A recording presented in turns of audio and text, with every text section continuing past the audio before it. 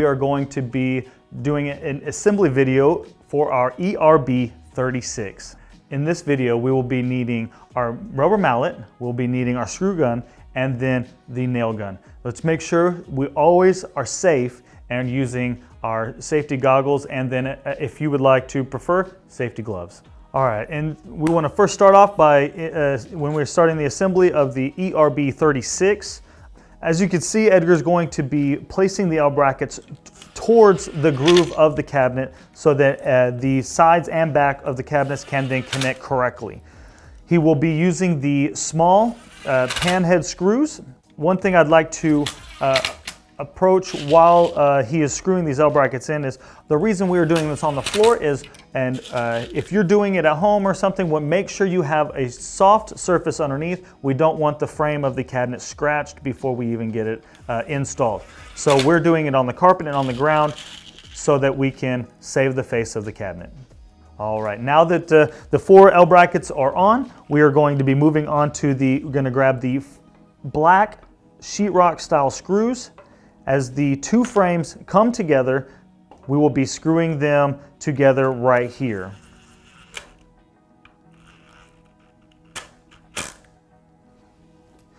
There's going to be 1 more on this other side. Actually, there's 2 more, I apologize.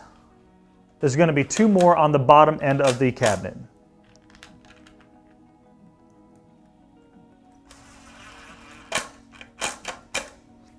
Next, we'll be moving on to the bottom of the cabinet.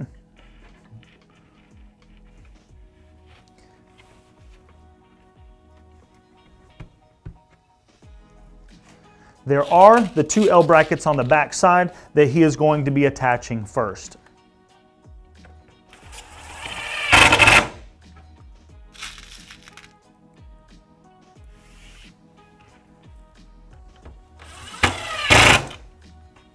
In the next process of this installation on the ERB36, we're going to be, after the bottom, we're going to be moving to the side walls.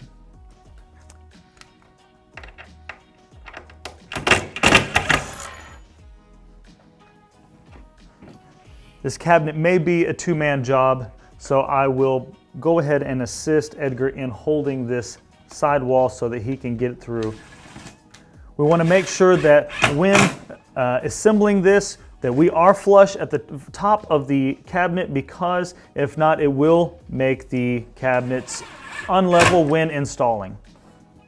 There may actually be one place where this is not pre-drilled, the holes, but we are adding from the extra material that we have left an L bracket to hold this side panel in place. All of these L brackets will be held together with this small pan head screw. Now moving on to the other side of the wall of the ERB36. Edgar is still connecting all of the L brackets together, again making it flush at the top so that the installation will be level. I will then go ahead and hold the other side of this side wall again so that it doesn't fall and or break. Again, he will be adding another L bracket on this back side, which is just to hold this wall. Again, this is all done through extra material that you will always have left over on every cabinet. Now we're going to start with the beginning of the back panels. There are going to be 3 different pieces on the back panel. There's the left back, right back, and then there'll be the far back.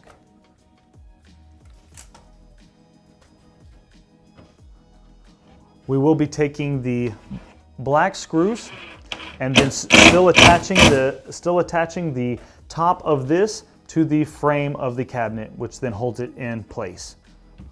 We want to make sure that the grooves all fit inside of the side walls for the beginning of the back panel. Again, you'll notice Edgar does have his safety glasses on. We want to make sure that we are safe in everything that we do, guys.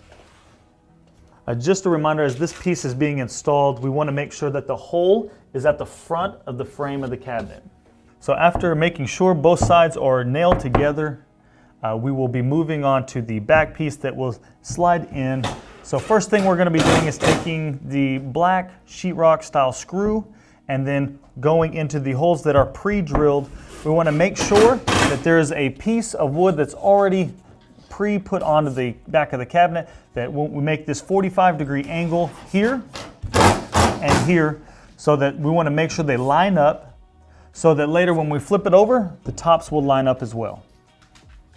All right, after we finish the installation of the black sheetrock style screws on the back side, we're going to then go from the sidewall to back of the cabinet. From sidewall to the back of the cabinet is going to be, on this specific cabinet, the ERB 36 is going to be 19 3/4. We're going to then nail the back of the cabinet to that specific spot into the 45-degree angle that I was talking about earlier. And this will actually, what this does is squares up the cabinet so that we are even on all sides. We're then going to take the black sheetrock style screw going into the back of the cabinet to make sure that everything is nice, tight, and secure. All right, so now that he is done screwing in the black sheetrock style screws into the back of the cabinet, we are now tight and secure and square, just like we need to be for installation. Next, we'll be moving on to the toe kick. We are going to take 2 of the black sheetrock style screws, screwing the toe kick together, and then placing it in place.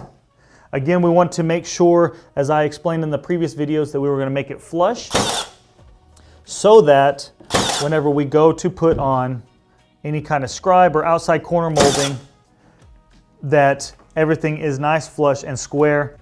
So again, to recap, we want to make sure that everything is nice, flush, so that at the end of your install, if you need to add any kind of outside corner molding and or scribe to cover up the raw edges of the wood, you may do so after that. One more little additional tip to take into consideration when installing the toe kick.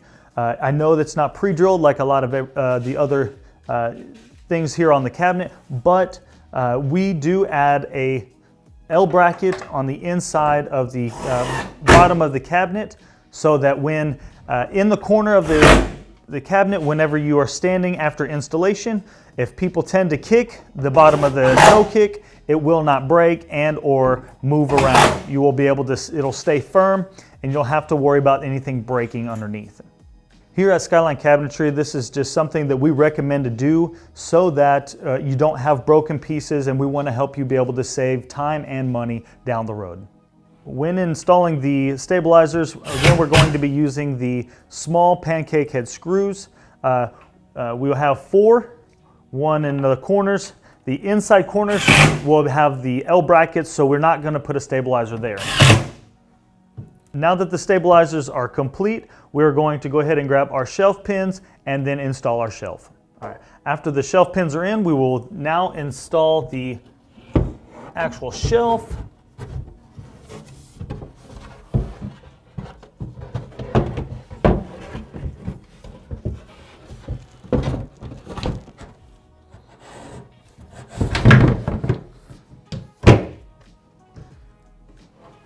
All right, so the very last step on our ERB 36 is going to be our door. The door can be a little tricky, so I want you guys to pay attention to what Edgar's going to be doing. There are different parts to these hinges, so we're going to go ahead and start installing.